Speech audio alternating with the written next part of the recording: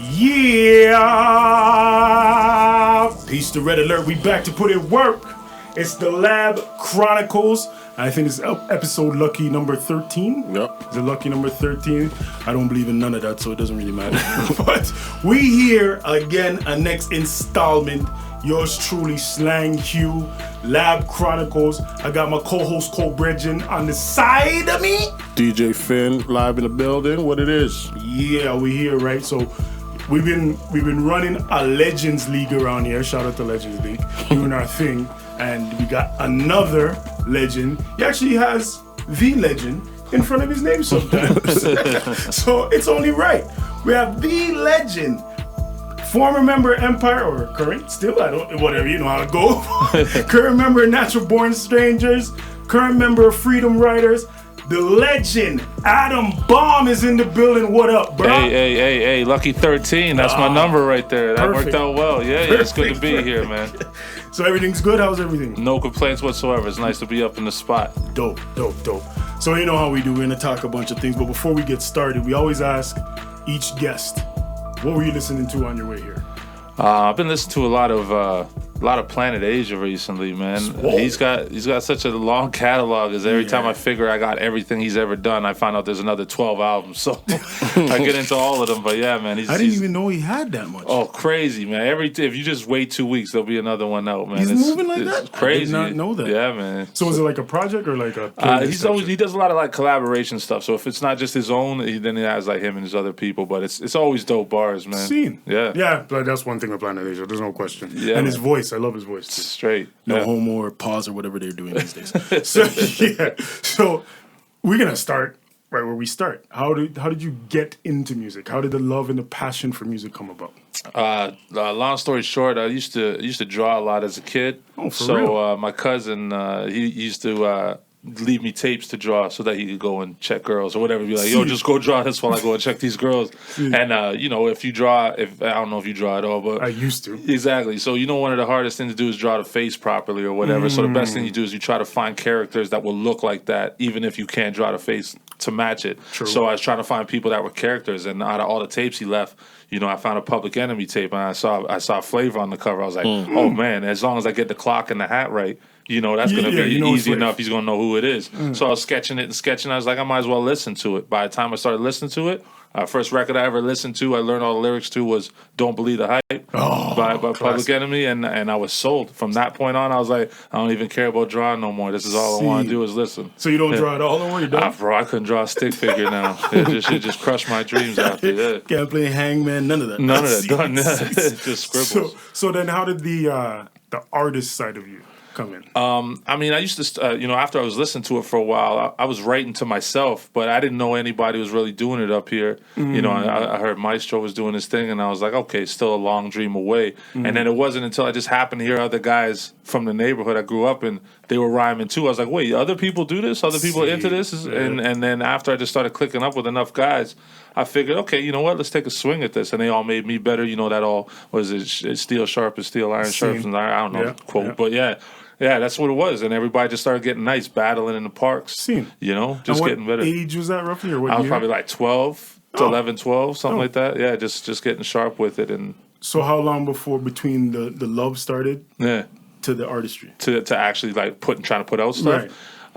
Man, I would say... No, not even putting out. To start, when you started writing to yourself even. Like just writing an actual recording and putting it on, trying to do something with it. Yeah, even like 14, 15, I was already starting to record. So it was terrible. I would never want anyone to hear it. But yeah, it was out then. I was doing like, if you know your history, 88.1 had Eat the Beat. And I was on there for like a good 9 weeks or whatever. Yeah. And then, man, that's kind of where it started. Then going park to park, I had my boy Craven used to take me to parks and just say, yo, battle this guy. And he was huge. He was like 6'4", 300 pounds. So I was like, okay, if he's ready to throw down, if anybody starts problems, I'm going to say whatever comes off to the top of my head. And we were just getting battles everywhere, man. So that's kind of where my start started, yeah. So you started in the trenches, in the battle type in the battles, arena. Yeah, man. And his boy used to give me like mixtapes with instrumentals on them. So I used to walk with a boombox like Radio Raheem and walk around with a little stereo and play instrumentals all day long and battle guys, yeah. So what's your battle record? Oh, man.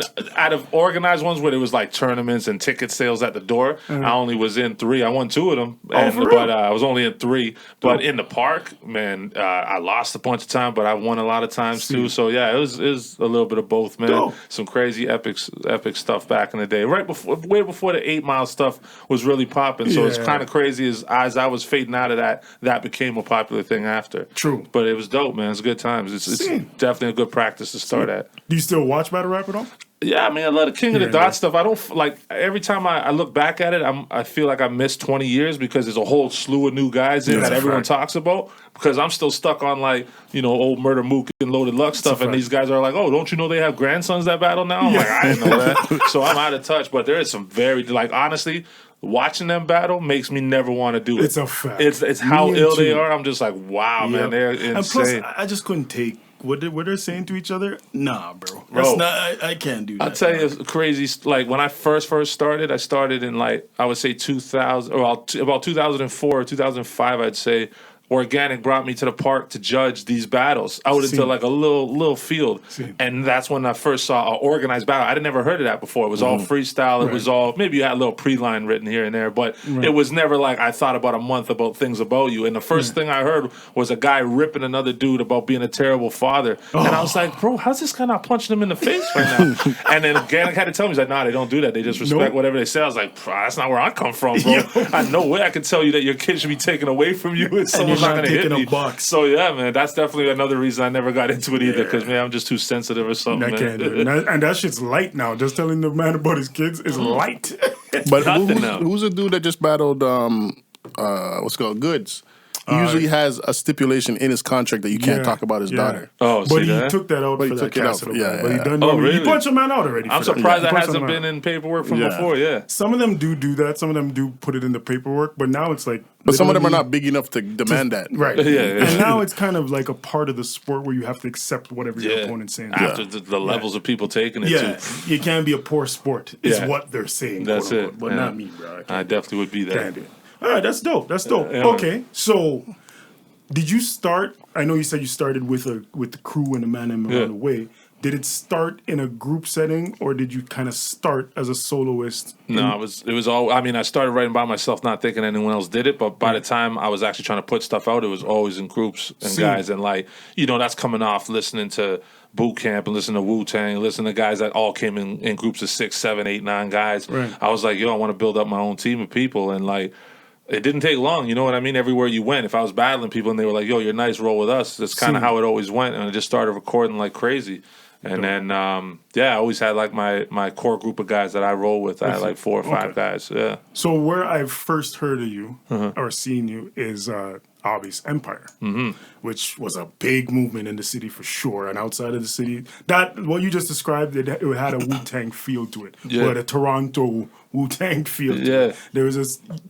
You, not singling nobody out, but of course you and Scans were the 2 guys to me that was like, yo, these guys, we're definitely in the forefront, man. Yeah, that's for sure. So how did that come about? The Empire. I mean, you try to make that story short too, but it's because so many. No, you got time, bro. We can make it long if you want to. All right. Well, what happened was I originally was battling, and my boy Craven took me to Regent Park, and my boy Shortcut was just spinning there, and his older brother was like, "Yo, I want to put together a thing called the Empire, where it's basically all the battlers, all the DJs, all the breakers, all the graffiti, like basically just saying I want a conglomerate of all the best talent I can find, and let's just take over the city and the country." And I was like, all right. He goes, so it's up to you to go and find the rappers. I was like, I can do that. So I already had 2 or 3 in my back, which was like Toxic and a few of the other guys, Craven and them.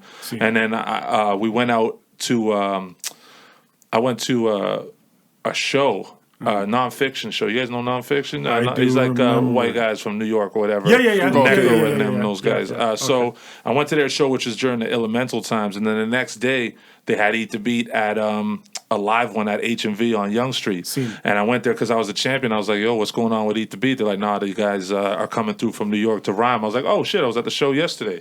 So as I'm just watching them rhyme, doing their thing, two guys come running downstairs into the HMV and just take the mics from them and just start like battle them the way that we used to in the park. And I was like, oh, these guys must also be from New York because they're wild with it. Yeah. That ends up being Scandalous and Tech. And I was like, oh, dope. And I was like, Scarborough, all right, cool, all right. And then, you know, months passed by and I happened to see them in a party and they're like, yo, I remember you from the show. You were rhyming too. You were nice with it. Come out with us tomorrow. We're going to go battle in Chin Picnic. So Chin Picnic down at the exhibition. Yeah. So me, Tech, my guys and Scandals all go down there with the boombox, like I'm saying, and it was basically a can't beat them, join them thing. We were just battling. If you were no good and you lost, we didn't acknowledge you. If you somehow gave us competition or were better than us, you were rolling with us the rest of the day. And those guys who end up winning that whole day during, like, I would say we battled maybe 15 battles that day. Seriously? Whoever was nice was either affiliated at some point or within Empire. So that's Trey and Tox, the Tech, Scandals, Pill. We end up just clicking up, and that's how it was. And we had like, by the time Empire was really at its height, it was probably like 40 members. It was that big? Yeah, I mean, because we had like friends of friends, and everybody had their own squads of people that they were already rolling with. So man, when we would have meetings, we had to hold it like a hanger. It was crazy, man. Yeah. Empire was wild at the time. That explains a lot. Yeah, man. Yeah. So wait, let me backtrack a bit, and I'm gonna come back to the Empire thing. You're talking about Eat the Beat. Mm-hmm. I know we kind of know what that is. Explain how that was. So Eat the Beat was a thing on Saturdays. Saturdays was on 88.1. There's a show called the Power Move Show with DJ X and legendary. Shout out DJ crazy. X. Grew up to that, listened to that. Right. That was actually my only goal at the time. It was just like one day I just want to be on the radio, and that was all I ever wanted to do was to get there. Yeah. So I would call in and. I didn't ever want to use my name because if I lost, I didn't want to be embarrassed by that name. So I just made up stupid names.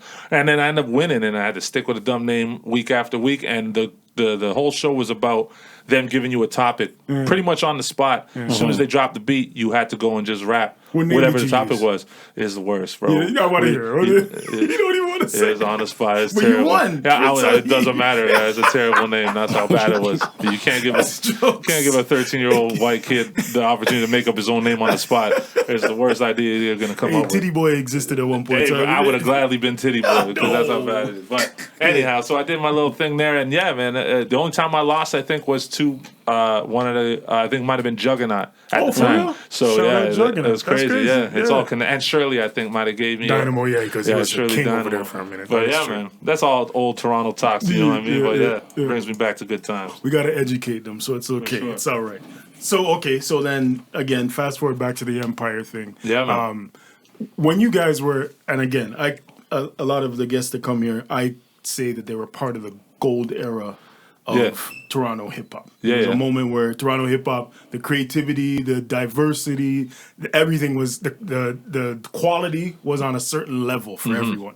Did you know that you were a part of that movement at that time when you guys were in it? I mean, I felt like what we were doing was something that nobody else around us was doing whatsoever because we were super into that, I guess, that underground thing, that Raucous Records kind of vibe, but we still loved what was going on with like Rockefeller and even No Limit and stuff like that. So we were like a good blend of the two, but I didn't think anybody else was really doing that, trying to bar it out kind of thing. People were kind of into that super intricate kind of verses that were going on with like Gravediggers kind of style or whatever. And then some people were on obviously the flashy stuff, which was cool too, but our stuff was just like, how come nobody in Toronto's just blacking out? Like, just going, and that was trying to be that was our thing. It was just like, we're going to take care of any Americans that come up here for Caravan, and we're just going to make sure that we show them that we're nice up here. The way you say it's the golden era, I consider it the same. I almost consider it the lost era. You know what I mean? Because I felt like the circle era was a movement completely, and obviously what happened with Drake going forward is its own prime and prime time era. But that little space in between those two eras is kind of what I come from, and that little era was like there was really no international shine whatsoever, but it's some of the most talented, especially bar for bar rappers I've ever heard in my life on either side of the border. That's actually a fact. So that was man, definitely, and that's what I represent even to this day is those era of guys that would just took their minds to whole new places, took rap into a whole new era. You know what I mean? That's my stuff for sure, man. Shouts to everyone from that zone. Definitely. So so Empire's going in with things, and you guys were kind of wild them times. I mean, you definitely had a reputation them times. Was it just the energy of there's, like you said, there's 40 man, so everywhere you guys go, it's like you feeling strength in numbers, and just also people always want to, if you roll out deep, people always want to test you, just like, who are these guys all coming into my part? And also people didn't know where we're from. When we were in Scarborough, people were like, who are these guys from the city, but when we were in the city, people were like, who are all these Scarborough guys coming in? So no matter where we were the enemy, because we were from everywhere. We literally were from all over the place. Saga, downtown, East End, everywhere. So no matter where we were, there was always some sort of issue, but we probably caused most of it anyhow. And like, we just felt like if anybody brings it, we're just gonna have enough people to run through it. And for the most part, in the city, we did just fine. Out of town, we not so much. We took some L's out of town. So you know what I mean? But hey, it's all part of the experience. So it goes. Yeah, man. Yeah. So, okay. So, beat wise, because we kind of focus on production a lot, or as much as we can. How would you say you selected beats then? So what's wild is so originally the first guy that would ever produce for Empire was a guy named Pill.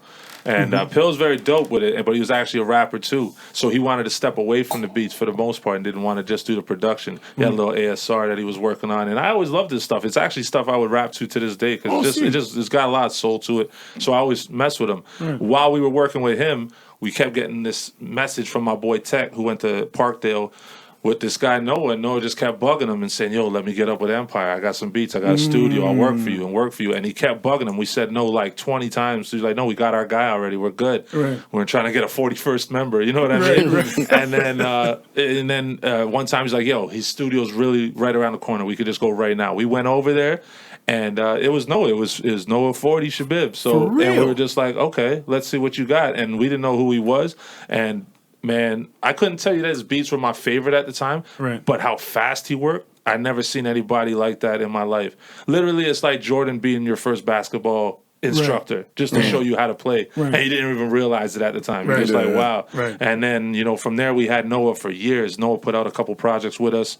Oh, I didn't know that. Yeah, the first two, The Table of Nonsense, which is the first Empire project, is all Noah. And what's just crazy about it is we would record on just raw drums and like garbage loops that were just sitting around. He would take it, we would all bounce for the night, and by the time we came back the next day, he would have a whole new remix to it. And usually when you remix something, it doesn't have the same feel because the guys rap to the verse the beat that they heard.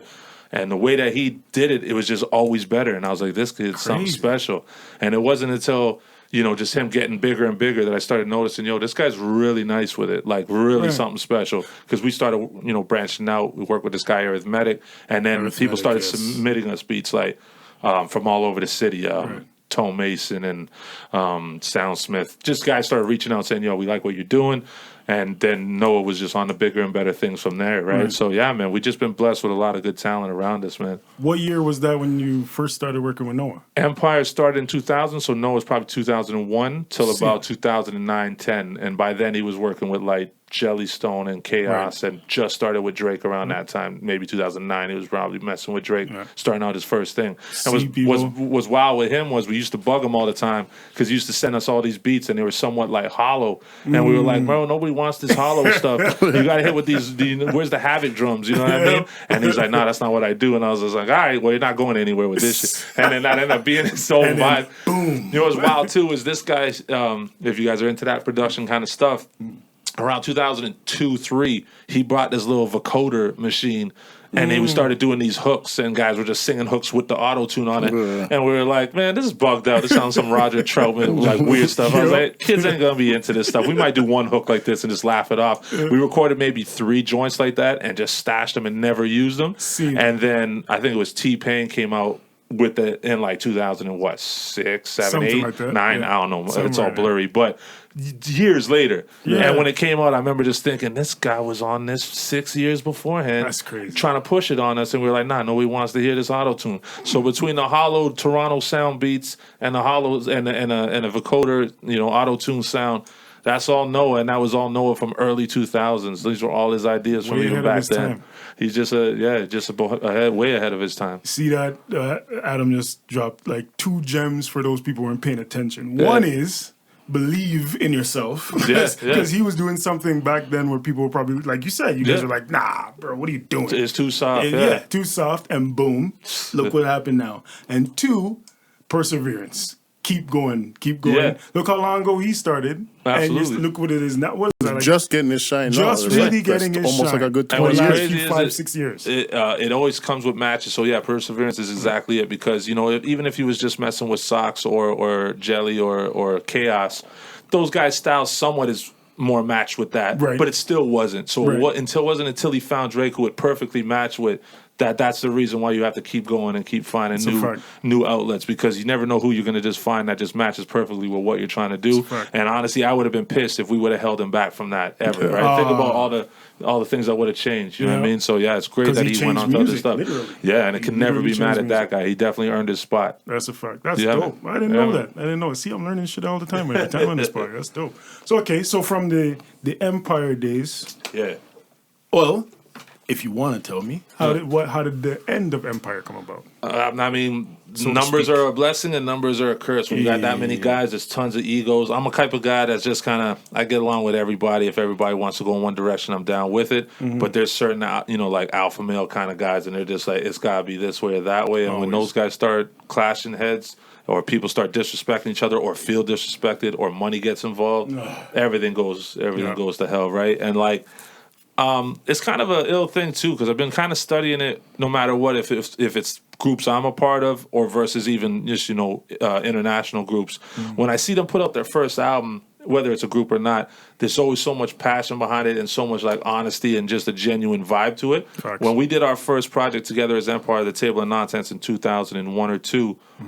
We were spending every day with each other. We knew everybody's families. We knew everyone's daughter's name. We knew everyone's birthdays. We would check for each other every day. Anyone fought anybody, everyone's going in for the fight. Right. By the time we did our second album, which was 2009, which is a big jump in years, it was all recorded in different spots. Guys only rolled together with certain guys. Guys didn't call nobody no more. Guys didn't even care about music. They were just like, yo, how much can we, make off of this? Or do you think we can do a tour off of this? It became so much about the business that you end up losing the passion. I wonder how many groups went sour just because of that same vibe. Like, I wonder if, probably all of them. Yeah, the same thing. Especially bigger the numbers, the more Yeah. chances it's going to happen, right? So, I mean, I think it's typical when you have that many folks involved that's what's going to happen. It's always a shame. But, like, yeah, man, I've seen it happen again and again. When we did the Freedom Rider first album, nothing but brothers, and we couldn't get enough of recording together. Right. And then by the time we did the second one, it was just like, you go with that old acapella, throw that on that beat. I'm out of here. I gotta go get some food. Okay, you're jumping ahead. No, my bad. Yeah, I'm all over the mark. Yeah. So, because we were talking about the Wu-Tang, which I still have to watch. You guys watched it already. That's pretty much. Yeah, what that's it sounds pretty. like. Yeah, Just the same even by vibes. not watching it, that's what happened. Yeah, I don't even need to watch it. Yeah. Honestly, like I said, the Lox is like the only group to me in hip hop. Anyway, I'd have to think about everybody De La else. maybe. That's very De true too. De La's true too. De La. Those are the only two groups Yeah. you don't hear the background stuff, the arguing and stuff, but you get good music every time they come out. Yeah. And they're still to this day together, and they're still cool. Yeah. But even the difference between De La and the Lox is that the Lox do their solo stuff and still come together. Yeah, That's true. So I think that's different because at one point Jadakiss was the man. Yeah. What did the other two guys feel like? Yeah. At one point Styles was the man. What did the other two feel like? Absolutely. Luch didn't really ever be the man. But even so, imagine his motivation to be like, him. let's go, let's Exactly. do this again. Exactly. And it's a good thing, right? Yeah. Well, that's dope. That's a good point, though. The Lox are, they're one of the guys that just click up again and again, and it's never any like, we're only going to do it together, forget the other guy, or they have like a big long plot of them falling out and getting back together. Exactly. Yeah, it's very good to see that. One. So we got to find out what their secret sauce is and bottle it and sell it to every other rapper and group in the world. Absolutely. But yeah, so from Empire, did you go into a solo mode for a moment? Yeah, I was, kind of. I was forced into it with everything falling apart. Because the thing is even up till that point, I only messed with groups. I had, groups I was in. So that's all I ever wanted to do. I only wanted to be a Flavor Flav. I never wanted to be the main guy on the stage. I liked what Spliff started on stage. I wanted to be that guy who just hyped the other guy. Right. You know what I mean? So when it all fell apart, I was kind of forced to be like, yo, what are you going to do? And people were still like, yo, you're going to make music, right? And I was just like, yeah, but with who? Right. And I didn't really have much to say myself. I was like, can I hold a whole album together? I didn't know. I had a lot of doubts. And this guy Soze hit me up, who was running with. He was trying to put a little label together, and he was like, "Yo, I'll get you some beats. We'll do some stuff together." And I ran with that for a little bit, and I ran with another guy named Esco for a little bit, doing solo music. And there's a lot of like sprinkle of singles that I was just kind of putting together, just trying to get my feel of stuff. Right. And when that started fizzling out, I was just ready to call it quits because I was like, this solo stuff isn't for me whatsoever. Right. Plus, life gets in the way, a bunch of stuff happens. And I was pretty much washing my hands of music. I was like, all right, I did my impact. I did everything I possibly could. I was ready to stop at that point. Right. I was drinking like a maniac. So I was just like, all right, there's no real reason for me to get back into this music. So I had stopped for about a year, and then I got a call from my man Sproxx and a call from my man Brian from Legends League. Oh, see. Right? Yeah. And it was just like almost a back-to-back call. I would say about a week away from each other. First one was Brian, and he was like, yo, I'm putting out some stuff, some clothes, and I want to put out like a soundtrack to it. So I want to get Rich Kidd to do the beats and you and Tona to rap on it. And I didn't know Tona really like that. I knew him from around the scene, but I didn't know him that well. And I was like, all right, cool. And Tona's dope. And, Rich has got a wicked beats, so I'll do whatever. And Brian, I love Brian's gear. So I was like, all right, you know what? I'll tell you what. I'll record one verse. If I feel the one verse, you guys will. I'll jump on it. If I feel like I missed it and this year off has just made me terrible, then I got to take a step back and let them do it. Right. And I recorded the intro, which ended up being the first record on that project. I felt nice with it, so I was like, yeah, I'm in. And as I started recording it, a week later, I get a call from Sproxx, and Sproxx is a producer who I've messed with for years, doing solo stuff or whatever. Right. And he was like, yo, I got a group of guys that I want to put together. And I was like, geez, I had no group, and now I got two people trying to holler at groups. I go, who's in the group? And he goes, Tona. And I was like, all right, what's going on? And I guess me and Tona's supposed to work together. Yeah. So I was like, all right, Tona's dope. Who else? And he goes, Mathematic. And I was like, oh, damn, I grew up listening to Mathematic. And then he goes, Theo 3. I go, that's my man. Theo 3 is dope. Wow. He goes, Progress. I go, I never heard of him. Is he nice? And I heard him. So he's probably one of my favorite. Progress is fire. Frankie Payne, Juggernaut. Like, you know what I mean? So I'm just hearing all these names, and I'm like, man, these are the guys that, like I said, that forgotten era. Right. These are the best of the best of that forgotten era. So I was like, it'd be wrong for me not to be a part of this. True. And he said, well, we're gonna attack it almost on some like socially conscious community vibe. And I was like, I could dig that. Let's do it a little bit different. Test me out a little bit. And yeah, man, I just ended up clicking up with those guys, and man, we were just. That's the most like Empire was the best practice to get to that level. And when I got to that level, I was like, all right, if I can hang with them, then I'm definitely on to something. Right. That was like the NBA. Absolutely, yeah. So like coming up was all like NCAA. Yeah. 100%. That's what it was. And then I felt like, okay, that means I can mess with the league then with these guys. What year was that? Well, the Natural Boy Stages came first technically, but was it the same year? So I recorded that all at the same time. So on Wednesdays I would do the sessions with Naturally Born Strangers, and then it would be Thursdays and the weekends would be the Freedom Riders. And yeah, it was dope. And I was a little bit worried, like, okay, if these guys are more about community and knowledge and that sort of thing, I'm kind of an idiot, you know what I mean? So I was just like, I don't know if they're going to fit with me, naturally. Am I going to be like a clown in the group of them? So I show up to sessions thinking, all right, let's see how it goes. And these guys are all just cracking jokes and pouring Appleton on someone's head. And I'm just like, all right, I can mess with these guys. They're cool too. So yeah. Social conscious people have fun too. Yeah, exactly. And honestly, those guys are the best, And my Empire guys forever are my brothers too. But yeah, these guys, I still check for them all the time. And yeah, man. So again, with the three different groups, what was the difference in, and even as a soloist, what's the difference in you picking the beats that you guys want to rhyme on? How do you guys choose what concept to take me through, like the differences in the recording processes for all those stages in your rap career? So for solo stuff, my whole thing is, if it makes the head move and it gets that feeling of making me want to write, I'll write to it. So I don't write anything down. I write in my head, and because the only time I write is when I move. So I have to walk in order to write. Right. So I will walk from here till friggin' Manitoba just to get a record done, for real? If that's what it takes. Okay. So, but that's how it is for me, and that's more like people will submit beats to me. I'll throw them onto like a phone or an iPod back in the day, and I just listen to it over and over and over again and just walk around and write my stuff. And then by the time I get a chance to lace it, I know it pretty much well enough to perform it. Right. When it came to Sproxx's stuff, Sproxx would find a loop and be like, oh, you guys feeling this, you guys feeling that, chef it up with us all in the room together, and then guys would have their pens and the pads. I would do my little circles in the thing, just walking around trying to write my stuff. I usually need some space or whatever, and then we would just lace it all in the same time so we have a vibe. When it comes to the Strangers, at least the first project, Brian from Legends League already had a pre-mapped idea. He knew every beat that he wanted, and he knew the order he didn't know the order, but he knew exactly the style of beats he wanted. He told Rich, out of all your catalog, I want this beat, this beat, this beat, this beat, and he already pre-mapped the journey. And our job was just to fill it in almost like tools. You just like, you just add to it. So it's definitely different vibes. And the Stranger stuff is, more dark, more ignorant, even a little bit introspective. And then the Freedom Rider stuff was more socially conscious stuff and just, empowering people. So the ability to write two different ways helped out a lot. Because if it was both the same stuff, I don't think I would have been able to do it. It would have been the same old same. Yeah, that's you know true. what I mean? That's So true. yeah, and I mean also beat wise, if I'm getting beats from Tone Mason on one side, then I'm writing the Sproxx, which is more the boom bap stuff, and then I got Rich Kidd, who's more of a mix of the older and a new vibe.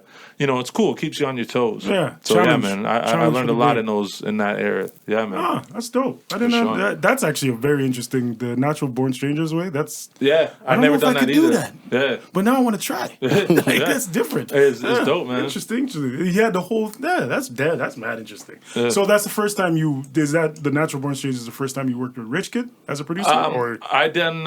He submitted. We did some stuff for the second Empire album that was on a Rich Kidd beat. So I met him there, and I'd seen him a bunch of times around. I thought he was just a rapper. I didn't know he made beats too. But then I found out he was producing. I was like, oh, he's nice with the beats too. And then by then he had already worked for people in the States or whatever, all those night busting quality in them. Yeah, shouts to Rich. And then what are we talking about? So he was making beats, and then I had messed with him. I did a joint with Tona. That was actually the first time I really met Tona. Tona was recording at Sproxx before the Freedom Riders existed. He did a joint called No More, which was on a Rich Kidd beat. And I just happened to be there to show up for my own solo session. And then he was like, yo, you want to jump on this? And I just heard the intro of the beat, and I was like, yeah, it's kind of dope. By the time I think the 8-bar kicks in, there's a whole new section of the beat that takes it up a notch. And when I heard that, I was like, absolutely, I'm jumping on this. Just give me a slot. And I think I did a 16 or something, or 20 at the end of his verse. And that was the first time me and Tona clicked. And about maybe 2 months later, what was it like? Maybe a year later, because I'd already stopped after that. Freedom Riders and things started. So yeah, man. It was a while, and I was like, okay, I can mess with Tone, I can mess with Rich. Yeah. So you write in your head, which is already I could never do that. I mean, I still write on paper whenever I can, but it doesn't happen often. Serious. I don't know how you guys do that, but you write in your head. So as now you're moving into a more of a soloist, mercenary vibes, because you're working with groups, but you're still kind of known as Atom Bomb as a soloist. Do you? Well, I know you focus on lyrics, but do you crumple up the paper in your head sometimes and throw it away? Tons of times. Like I'm probably the worst guy that you ever want to book a session with and say, hey, just come over and pick a beat and we'll write the session. Because when I was 19, 20, I'd write 4 verses in a few hours. Now, man, I throw out everything. Because now I'm a little bit more focused on legacy and what you leave behind. So before I used to say, I'll throw your grandmother down a flight of stairs back in the day. Now I got to think, is that something that I want somebody to know me by? Is that something that I want somebody to hear? And I mean, it's not like I don't still say ignorant stuff, but I have to truly believe it and truly have a motive to say it. Now, so I crumple up tons of stuff. My boy that does a lot of my business, Joey, he gets pissed at me all the time. He's like, you got a verse done? I go, I'm about 12 bars in. He goes, okay, so you'll have 16 by the end of the day. I'm like, yeah, I'll be good. By the time the session's about to start, he's like, what do you got? I go, I got 4 bars. He goes, what happened to the other 8 bars you had? I was like, I threw those out, man. So I throw out stuff like crazy. Sometimes I just forget it, which is a downside of not writing it down. So I have a terrible memory. Okay, now I feel a little bit better that I don't write in my head, because I'm like, I don't know how you guys, I don't even remember verses I write. Never mind in my head. Trust me, there's been a few times where I had to hear it back. I'm like, give me the first line. And like, oh, okay, I got it. Or you're about to perform. Hey, just make sure you get this part, because I don't remember this that well. I need you to say this. Yeah, I know those words. For sure. So now, actually, before we even get into that, let's have some fun. Let's go off the career thing a little bit. We just talked about lyrics, so let's go into the top five. So today's top 5 is lyricists of all time. Actually, before we start this, because I actually had, me and Rich Kidd had a debate on Twitter one time about lyricists. Okay. So I want to ask you guys, what is a lyricist to you? You want to field that one first? As opposed to what? As opposed to just an MC as a dope and just a rapper? rapper, what is a lyricist? I think somebody that somebody that focuses more on lyrics. No, I can't even say that. I think that's part of it, though. No, I mean they definitely do, but I was gonna say somebody that more so than song structure. But I mean, there's a lot of lyricists that still have good song making ability. You know what I mean? True. Yeah. I mean, fuck it. Who cares? It's just like whoever is a dope lyricist. Yeah. So I think it's like, yeah, exactly what he's saying too. I think it's when the record's done, if the lyrics is the thing that sold it on you, then you're dealing with a lyricist. Okay. And not to say that rappers can't be lyrical. For sure they can. But they're more inclined to match to the beat or match to a vibe and sell you on the vibe of the record. True. A good rapper might have a good clutch line that hits you. You know what I mean? You're like, that hit at the right spot. Right. But the rest of it could be filler. It could not be. Right. A lyricist, I think, is just focused on making sure that every line has that meaning to it and has that impact to it. You know what I mean? It's almost like an uppercut every line. And I mean, the better lyricists are the guys who can do that more consistently, right? Yeah. So, yeah, man. No, you put it... For sure. I don't have to say anything. You guys covered it. Thank I you. would like to see that argument, man. I want to see what that... I gotta go scroll that back. He was saying at the time, shout out Rich, I don't want to speak for you, but it's on Twitter, so I'm not. So he was saying that a lyricist is basically anybody who writes lyrics. And I understood that, like in the Webster dictionary definition of it, that's probably true. Yeah. But I would more call them a songwriter. Yes. Yeah. And in hip hop, a lyricist is a certain thing. What do you call that? A colloquialism? Is that what they call it? I have to take your word on that, like but that sounds like a word I've heard. Yeah. Something like that. But it's like, it's specific to hip hop. A lyricist is the things that you guys describe. Somebody who's focused on a pen. He's focused on writing things that impact, that are usually deep. In my opinion, usually, or just takes you have to listen to it to understand. That's it. Yes, there's layers and all that stuff. It's not like you can't passively listen to a lyricist. It's not so much about the beat. That's actually a good definition. That's the best Lyricists are people, you can't passively listen to. Yeah. Okay, so top 5. We're gonna top 5, and this is probably the easiest list yet. It might be, but I think we might overlap. That's the other semi-rule. We don't like to overlap. We try not to. So how does this work? Each of you go. Each of us go. Each one of us go until we each get 5. Go. So who wants to go first? So you go first. Me? Yeah, you're the guest. Okay. Off top, I gotta go with Nas. Easy. Yeah, that's easy. That's my favorite MC. And I mean, none of these are in order. No just order. coming up with names. Finn, sorry, you gotta get the rules because you're the rules guy. Well, the rules is that there's no rules. Like it's a loose list. Yeah. Our lists are gonna overlap. Like I would have said Nas, he would have said Nas. Yeah, definitely for sure. You know what I mean? So it's not. Don't take it too seriously. It might change tomorrow. It might change. I'll forget half an hour. Yeah, definitely. So I have to go with Biggie. Nice. Scene. And don't be afraid to say why. Even though what's probably most most about that is I was straight. talking to my boy Joey about Biggie too, and he was like, why? Everyone always wants to know why was he the best, and there's tons of reason why, for all that.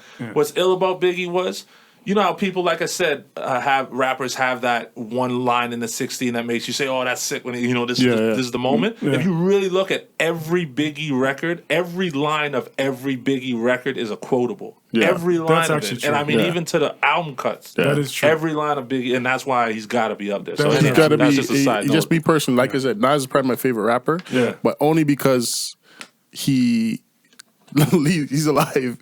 Only because he lived longer. Yeah. Because when Biggie was alive, Biggie was my favorite rapper. Oh, for real? Yeah, he was. Biggie has never been my favorite rapper, but I think Biggie's probably one of the most talented rappers ever. And meaning that lyricism can go on any type of beat, any type of flow, like he's one of those effortless. guys who could have did, and it was effortless. Yeah, it sounded like he wasn't trying most of the time. That's it. That's Biggie. Which is a talent in itself. Yeah. Exactly. So Nas, Biggie. So I'm gonna go with Pharoah Monch. Nice. Of course, very dope. Yeah, very dope. One of the best flows ever. And he has about 15 million of them. So he's got one of the best flows and most unique flows in rhyming patterns. You always know when he's on the record. Yeah, Definitely. absolutely. In his voice. That's a good call. That's one of the people that we probably would have forgot, and I would have been mad we forgot because that's a good pick. I'm going with Black Thought. Black Thought is my favorite rapper of all time. Yeah. He's probably in my top 5. Yeah, man. You should have said top 5 aliens of all time. The alien list. Especially about 10 minutes. Man. I got the alien list. I listened to that 10-minute freestyle, and I mean that's not what I needed to be sold on him. But I mean, if you want an example of somebody blacking out, that's what I'm talking about. The 10 Funk minutes, Flex one, right? insane. Just the references, and if a lyricist is somebody you got to listen to a couple times to get, oh man, that guy is genius for that. So yeah, Black Thought is definitely. And speaking to what we were saying, the definition, he probably made the lyricist's album where there's no choruses. He's just rapping over dope beats. But he's just rapping, and it sounds like a complete album to me. It's not anything you're gonna ever want to hear in a jam, but if you're on a one-away and you just want to hear some lines, that's it. Yeah, that's a fact. Absolutely. But this is why I don't take this list too serious, because this is probably not my top 5, but I'm gonna make a little curveball. Okay. He's a newer artist, but I've never heard a bad verse yet. I'd say Benny. Oh, sick. I've never heard a bad Benny verse. No, yet. he doesn't have a bad one. He doesn't have a bad one. And I'm not gonna throw him in my list, but you know who's real nice and he's new too is that kid 38 Special. Bro, but apparently he's been around for a minute. Yeah, he's been around. And I didn't know that. Yeah, apparently he used to work with Primo, but way back. Oh yeah, yeah. I might have been a part of one of those groups from back then. Anyhow, back in the Baggy Clothes era, he was around. He's very nice. Honorable mention. But 38 Special is bad. That's honorable mention. All right, so I was gonna say Scarface. Yeah. And I think it's because Scarface is one of those lyricists that you don't necessarily have to rewind what he said because he's easy to comprehend at first, but it's still crazy deep. So I'm going to say something. I can't tell you that he's not a lyricist to you, but that I would more put in a storytelling category. I can get it. Like, you know what I mean? Like, obviously Slick Rick is a lyricist, but he would be more known for his storytelling and like painting vivid pictures, like Rick Ross type of shit. That's a good point. Ross is nice. Some people would say Ross is a lyricist too. No, I mean, I see what you're saying. They're all lyricists. Yeah. You know what I mean? But I would personally put him in a... Here's the thing about Scarface, and this is why he's up there rated with me too, and why I say he should kind of be on there too. For me, a lyricist and my favorite MCs are people who have said things that I wish I said. Yes. Or I wish I could came up with. Too. So, Me too. And being a good lyricist doesn't mean that every syllable rhymes with every syllable or being super technical and catching all of that, which guys like Pharaoh does and a lot of guys do. He is very plain, so it's like a Bun B. Right. But yet he says exactly what I never came up with. Right. So that's a genius to him. So for that reason, and it's deeper than a Bun B. Yeah. Absolutely. Well, in my opinion, it's deeper than a Bun B. The things that he's said, got a lot more pain to him. Just listen to Man Cry. Like those tunes are just listen to that Never intro record, bro. Dope. Never is insane. Dope. Just go listen to the whole the fix and we are. Yeah. Scarface is very dope. So what do we at? That's my third. That's your second. That's my second? He's on number 3. I gotta go with, which is the opposite of that, is Pun. Big Pun. Oh, for sure. Pun is R.I.P. And I mean, the reason why I put Pun up there, for obvious reasons, he's just a beast. But if you really look at it, a guy like Pun, if it was on like a graph, when it comes to being technical verses, you're not going to be able to beat that. No. You know what I mean? And I mean, that's 90, fact. 97, 98, Something whatever like it is. That, yeah. Like, you can do it in your own style and make it newer and make it doper. I'm not saying he's the best of all time, but what I'm saying is, as a rapper, if you're just trying to gauge exactly how to write a verse as hard as it could possibly be to write a verse, there's really not topping that. So that's the reason why guys get mad about, trap music, or they get mad about, any sort of drill music or whatever. I'm like, yo, where else do you want it to come to? You can't out Big Pun, you know what I mean? That's so true. at some point you got to pivot. So anyhow, Pun, shouts to Pun. Yeah, Body bag verses. He was that guy. Yeah. Especially at that size and weight. With the way he was rapping. Exactly. Yeah. Pun is dope. So, and when you, to stay on that topic of somebody that writes lyrics that, and when you hear it, it's like, where did you find that pocket from? Yeah.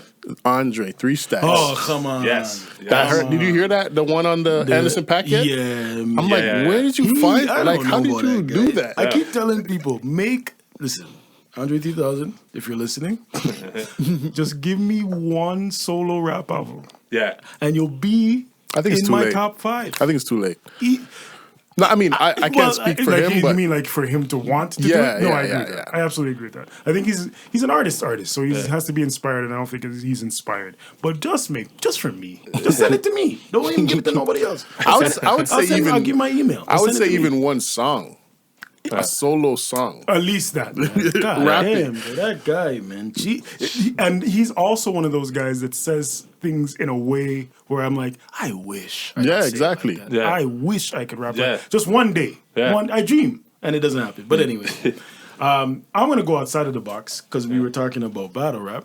I'm gonna pick a battle rapper, Loaded Lux. Lux is one of my favorite MCs, lyricists out there, and he does it on the stage, battle rap wise, and in music. If you ever listen to any of his music, he's spitting bars the same way that he spits it on stage. Yeah, and it's pretty unique as well. Okay, with his I got to style. hear him on a beat. Yeah, I know I just yeah. heard him during the You battle might- scene. You never heard the one that he has with Redman and Meth? No, I didn't know they had a joint together. That's he crazy. has a few I projects. don't think I heard that one That either. shows the Yeah, Lux, that was bro. probably his quote unquote biggest Yeah. one. But see, he also has those lines where he's just like, wow, man. Yes. I wish I came up with that. Yes. Yeah, he's very Yes. dope. I'm going to go out of the box, too, because I know that we obviously are going to say our J's and our Nas and all those. But I got to go. There's a dude named, and I still don't even know how to say his name. If it's K and the letter A, Brownsville, Cobb Brownsville. Who's that? He rolls with Marcy, Rock Marcy. Okay, And okay. he's from Brownsville. And if you ever taken his stuff, it's super like, I guess, lo-fi, like it's super hollow kind of thing. And if you want to just hear a man who technically writes like a champion, like where he just every word rhymes, but he says some dope stuff, man. Super intelligent. And I mean, I just respect him, man. The guy's just a beast. Check And him out. he refuses to feature anybody. Like I got a list of guys that I'm gonna bring that back. If I Yeah, got another, yeah, if I we'll got talk another about that. mention still on this list, I got one more left. Okay, go ahead. K.A. Chelsea Staccato. I never Cobb, bro. seen. Check out. He's got an Gotta album check called The that out. Night Gambit, and it's insane, man. Light Gambit? Night Gambit. Night Gambit. Night Gambit. He used to be part of a group called, shoot, I'm gonna have to get back to you on that. They're dope though, man. Gee, I never. Okay, I feel like I've seen Natural that. Elements. I feel like I've Oh, seen I've that. heard of that. Yeah, I they're have part heard of of that that. group. That But I've he's heard of. dope, man. Okay. Oh yeah. What number am I? This is 3, No, 4. I think this is 4. It's Yeah. 4, right? I'm gonna go with probably I think he's the most underrated rapper, AZ. Yo, Yeah. good call. Yeah. Good call. Good Yeah, call, it's- man. He's Yeah. You like- guys are naming some man that like their flows Yeah. is like Yeah, no, AZ says a lot, man. AZ's dope. Yeah. AZ's dope. Well, you said it, but you didn't choose it, so I'm gonna tease it. Of course, Jay-Z. Yep. Yo. And that I mean, I'm gonna be takes no honest with you no guys. Like explaining. Jay-Z, for a long time, I don't want to say I didn't like him. I wasn't identifying with Jay-Z. I would like a song here or there. I would like albums even, but I think it was my Nas bias. So it was that Jay-Z Nas versus Nas thing. So I had to ride for Nas. I couldn't like Jay-Z. But I've come to terms with that he might be the GOAT. Yeah. In fact, he is the GOAT. And He's the GOAT in I the hope nobody same way listens. that Hears me say that. he's the GOAT in the same way. Hold on, this is gonna be controversial. The same way that LeBron is the GOAT on and off the court. Scene. I agree. Like, he's not the- and more for I off agree. than on LeBron nowadays. is not LeBron is not yeah. the best basketball player ever, but Yeah. he's the best. He's the greatest basketball player Yeah. ever, Yes. on and off the court. Yes. Which I is the way I feel about Jay-Z. He's not agree. my favorite rapper, Yeah. but he's the greatest rapper. For me, it's not until 444 that I more respect his rapping. I've always respected. No, his rapping. sorry, I shouldn't say that. See, it sounds bad when I say it like that. But I get you because anybody can have a good couple years, or Right. even because, like, to be honest, he's had some emptier albums or whatever. But the fact is that to be able to be the guy who does Reasonable Doubt, and then I don't know calculations, but to do 444 that many Right. years later, Yeah. Show and that being growth. like, I still And know be- how to show people what Right. the game is. And be it- the only 50-year-old rapper that people still want to hear Check from. for it. Yeah, exactly. And will still body you if you need be. If you- yeah. 'Cause he Like, just what's the bodied joint, Drug man Dealers on that Anonymous? Jeez. Yes, Yeah. and Well, on that's a me, 50-year-old kicking What's game. free? Yeah. Murder the man him on that too. Yeah. So yeah, Jay-Z's Yeah. definitely. Jay, we could no do a explanation whole necessary. but we podcast gave on it. Jay, man. Yeah, definitely. Number 5 is here. The heat is on, sir. I got it. I mean, this might be a left field pick too, but man, I listen to this guy at least twice, 3 times a week, man. Big Crit. If you listen to Crit, man, and like Crit's got that skill to do, that 2 Chainz, get your head moving. Wow, and I like that too. There's always spots for it, but when he says his introspective talks, man, he says some stuff, and I'm just like, man, he's so good. He makes you want to write a verse and then throw away your verse because he's that dope with what he's saying. And I feel he's underrated as hell. Definitely. Because there's tons of guys who are very nice with the pen, but just connecting with his words and saying saying the right thing at the right time. That's all crit, man. Scene. Yeah, Dope. I'll throw him. That's a good pick actually. I wouldn't have thought of that. Yeah, myself. no. There's probably guys who are just at his level too. Yeah. I feel the same way about, but I'm gonna throw at him too. Yeah. That's dope. This is when we start thinking, yo, I'm missing this one, I mean, this album is in every single one of my top 10s. There's a part in time, maybe it was one summer, maybe it was 2 years, where Prodigy was probably the best rapper in the world for like 6 months. Yeah, it's a fact. So I'll put Prodigy up there. He's been, it's literally, I think he was only not in the top. The reggae, yeah, that's the only top 5 he wasn't in. If he made a reggae album, he might have put him in. Yeah, straight up. He was very dope. Yeah. Shoot, I had it. Why did I just lose it? Damn. Oh, okay. I got it back. So I'm sorry, I'm Toronto to the death, but I gotta pick this guy. They're not gonna like me. But Pusha. Yeah. Gotta pick him. Because Pusha is the one quote unquote trick pony rapper who for some reason could talk about the same subject 15 million ways and it's dope every single time. I don't know how he does it. He wins with the coke bars. Yeah, he wins. man. Yeah. He's the best he might be the best drug rapper of all time. Jay's there. Rick Ross is there. Yeah. But Push, I think he's better He's than very those guys in specific. that. He's way more specific. To keep doing that particular subject matter and keep doing it the way he does it, yeah, I got to give it to Push. And just the way he lucks out on a lot of dope beats, man. And he's a beat picker. Yo, I don't know if it's same with Ross too, man. Yeah, Ross has got I don't know if it's someone near him or if it's him himself. That's a good list. Picking his production is insane. That's a good top 5. Beat pickers. Yeah. Hey, let me write that down before I forget. I'll come back here just for the top 5. That's a good one. That's a good one because there's a lot of those guys out there. There's a lot of anti guys. There's an art. There's definitely an art to that. And even some of the guys that we work with that come through the studio. Sometimes I play them beats, some of my own beats, and I'm like, bro, that beat's shit. What are you talking about? You know what I mean? I'm bad at it too, man. Picking beats sometimes I trust other people more than I trust my own. For real? Sometimes. But that's good. It's good to work with somebody that you could trust the producer. Yeah. You know what I mean? That's true. Yeah. I don't think I've ever done that. Now you guys are saying that. I don't. Maybe I have no trust like that. But I don't think I've ever. If anything, if producers have picked a beat that I've rapped on, I gotta still like it a lot. Like, for example, Snooze would say, "Yo, you should rap. This is for you," and I'll hear it and say, "Yeah, you're right." But I think that's because he knows what I like. Yeah. But I don't know about if I've never really had other producers do that for me. Well, that's more like even like your project. I kind of just That's true. executive produce it kind of in a way. But like, this one, that Changed one. a couple But it's beats still and you I still rapped on all the beats that you liked, Right. and then somebody else filters out and says, "Nah, not." That's true. You know what I mean? That's exactly it. That is a fact.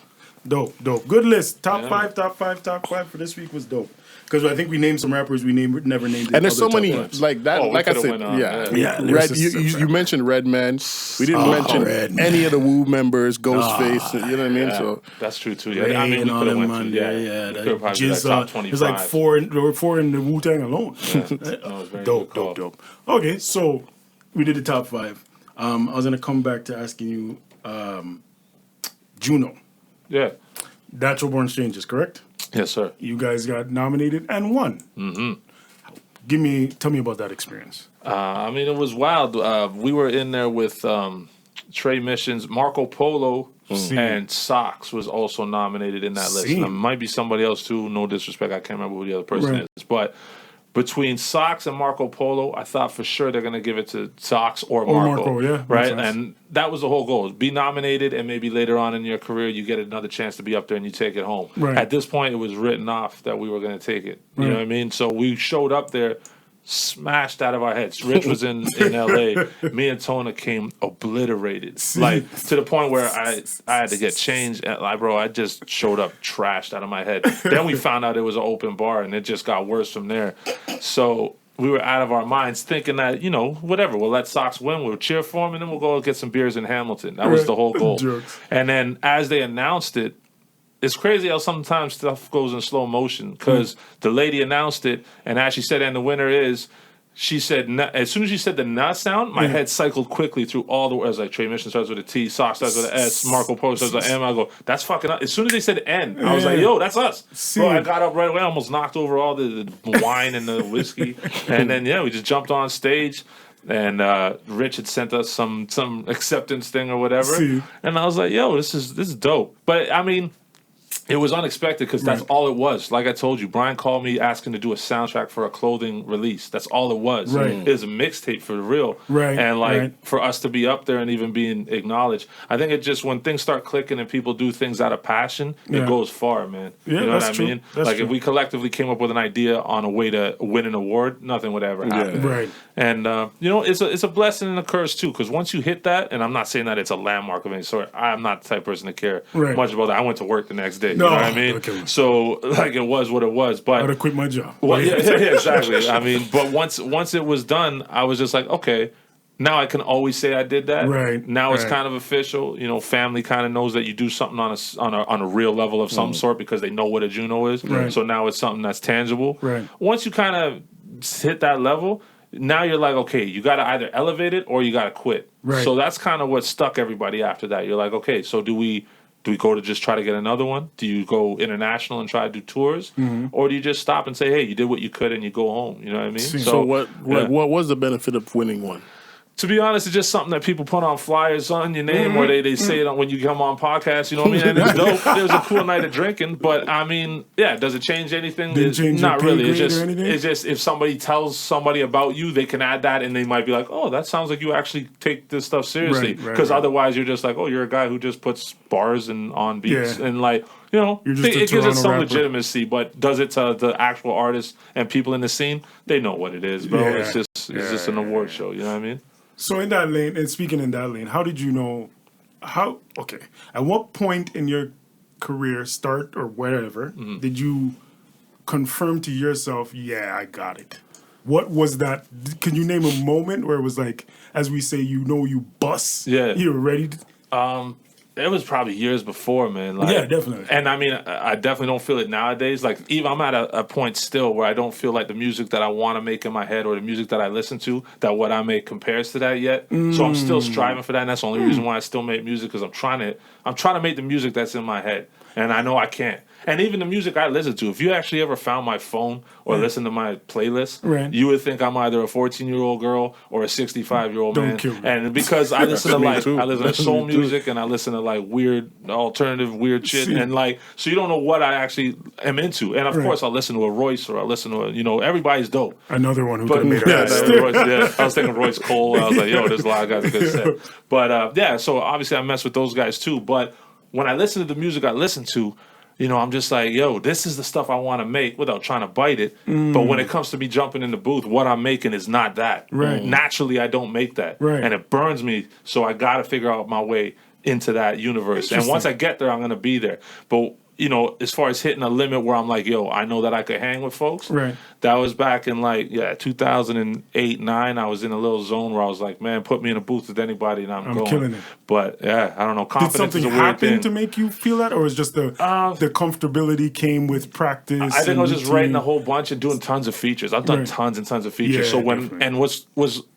I can't say I have that many highlights about me, but the one thing that I'm proud of is that I could get in the booth with almost any style and seem somewhat natural to it because I mess with a lot of music. Right. So if I get in the booth with somebody like an old Point Blank member or whatever, and that's on some trying to kick some street stuff, cool, I can do that because of the life I've been through. But if I also want to just jump on a record and talk comic books with a weird ass nerd rapper, cool, I'll jump in and do that, and it'll be just as natural. So and I've done that feature wise. People have hit me up for all sorts of topics, all sorts of vibes of records, party songs, street song stories. So my versatility is what I like. When I was in that zone of writing, I was hitting all those marks all the time. Right. Plus I was doing shows. I just kind of felt like, this is what I'm born to do.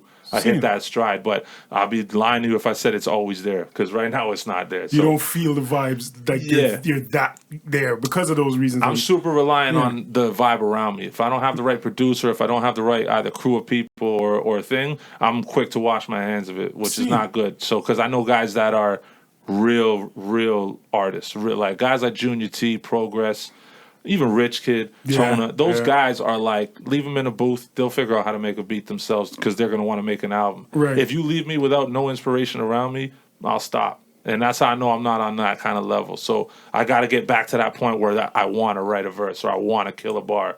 And usually that only comes on jumping the records with other people. I think you just described me. Hey, man, That's so weird. Like, I'm literally sitting here thinking, like, yo, I never thought of it that way. But I think that's why I still enjoy, because we always joke, say he doesn't rap no more, he's done. And I'm always like, nah, bro, you can't stop. Because I guess I didn't understand to what you just said. I think I'm still in my head chasing my own masterpiece. Yeah. And I haven't got it yet, and I don't even care to make music for people to hear anymore. I'm at that stage. But I still want to make something where I sit down to it and say, okay, that's perfect, I'm done.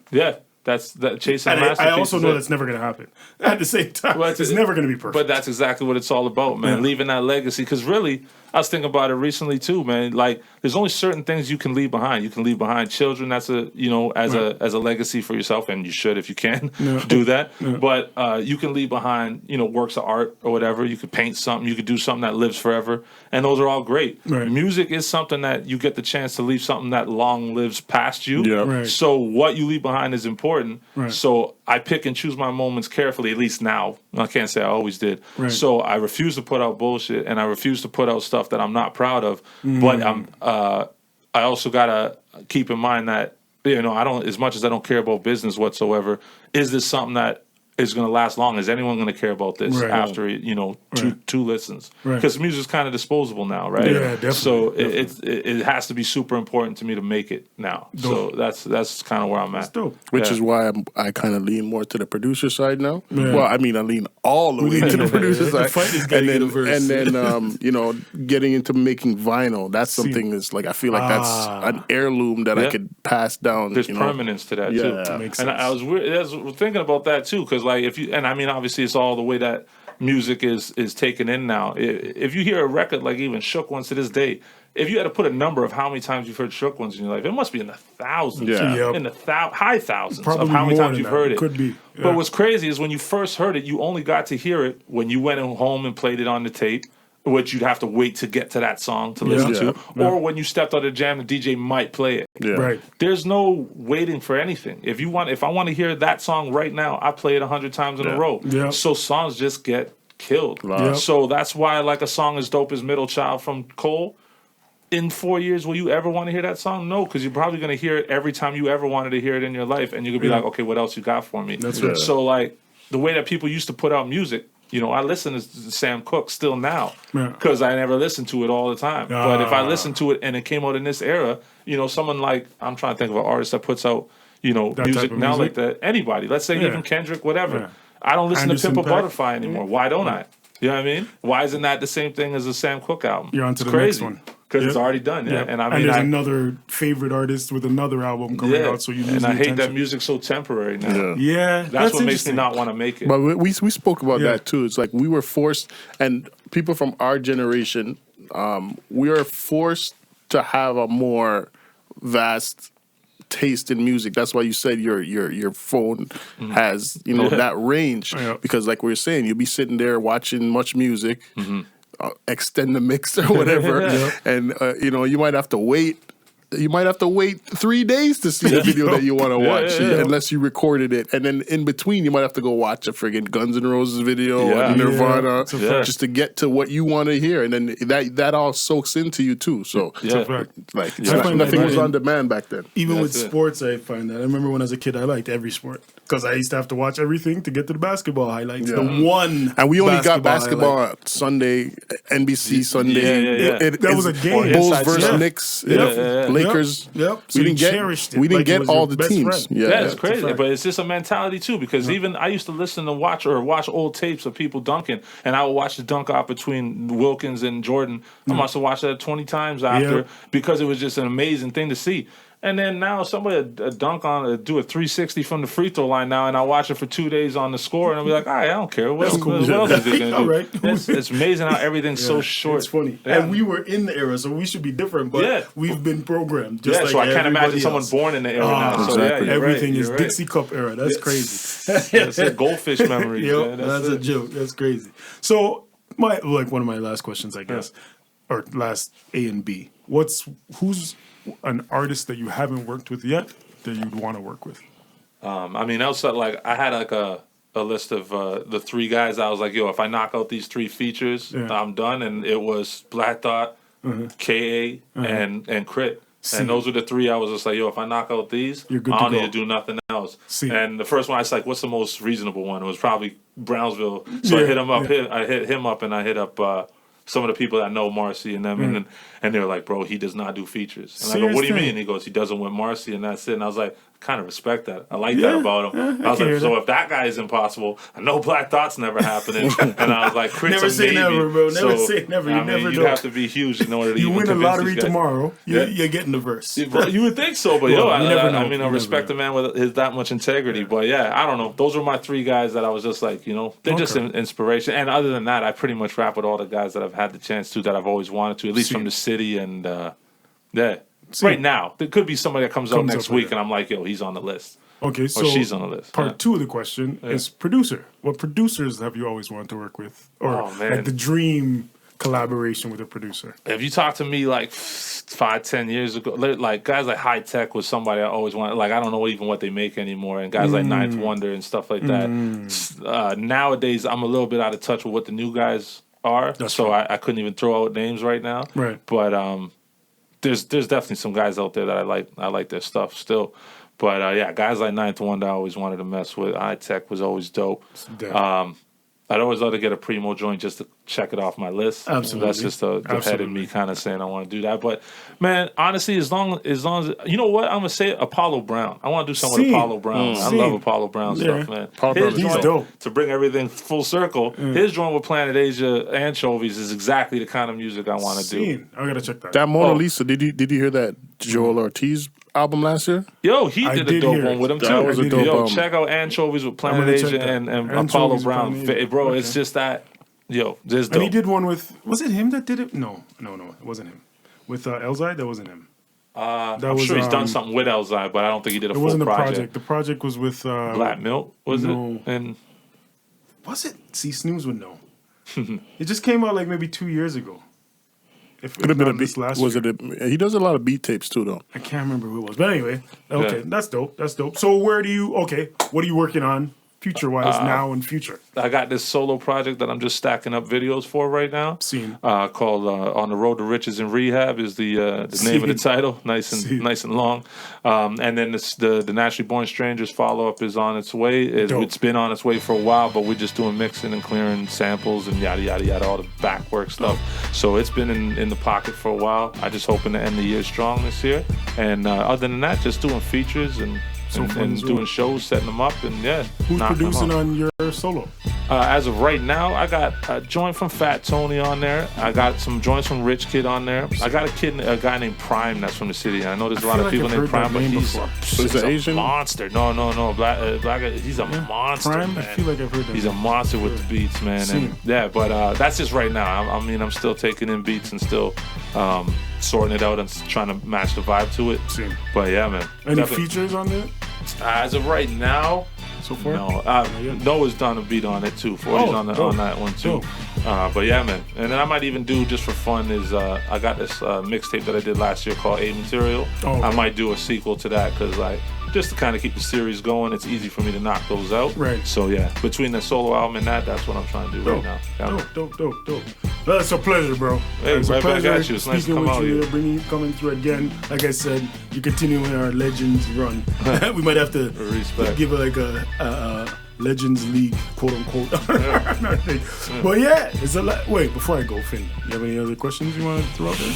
Nah, we're good, man. I just want to hear some new music, and you know, absolutely, absolutely. We gotta thank Adam Bomb for coming through. Respects. It's been the Lab Chronicles, along with yours truly. Hold on, where can they hit you up? Hit me up the Legend A Bomb on Instagram. Just hit up thelegendadambomb.com, and then you can find me all from there. Yeah. Same. Finn, where they find you? MC DJ Finn on Twitter and Instagram, Gold Era Music on Instagram, and golderamusic.com. Get, merch, music, vinyl, all that shit. Slang you everywhere. You already know everywhere. Twitter, IG, ID. It's everywhere. It's the Lab Chronicles, episode 13. Thank you for tuning in, and we outie. Peace. Down.